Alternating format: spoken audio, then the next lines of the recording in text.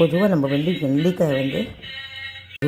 நெல்லிக்காயை வந்து நம்ம வேக விட்டு தான் ஊறுகாய் போடுறோம். அப்படி பண்ணாமல் இதை மாதிரி ஒரு களையத்தை இட்டு இடித்து இந்த கொட்டையை பிரித்து எடுக்கணும். ஆனால் கொட்டை வந்து ஊறுகாய் வந்து ஏதாவது வயிற்றுக்குள்ளே போய் மாட்டினா பிரச்சனை ஆகிடும். தொண்டையில் மாட்டினாங்க பிரித்து எடுத்துடணும்.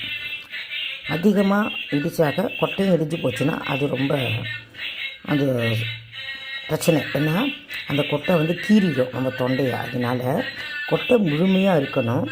நெல்லிக்காய் இந்த மாதிரி நசுக்கி இருக்கணும். இப்போ நசுக்கின நெல்லிக்காய் எடுத்து ஒரு இதை பாத்திரத்தில் போட்டு அதுக்கு மேலே உப்பு, மிளகாத்தூள், மஞ்சத்தூள் எல்லாம் போட்டு எண்ணெய் ஊற்றி அதுவும் நல்ல சிறப்பான ஒரு ஊறுகாயாக மாற்றிடும்.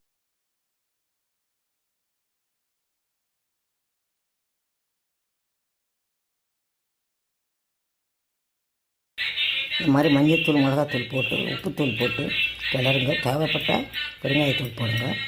அப்புறம் நல்லெண்ணெய் கலந்து ஒரு பாட்டில் எடுத்து வச்சு இப்போ எண்ணெயும் கலந்து ஒரு பாட்டில் எடுத்து வச்சுக்கோங்க. ஃப்ரிட்ஜில் வைக்க வேண்டிய தேவையே கிடையாது.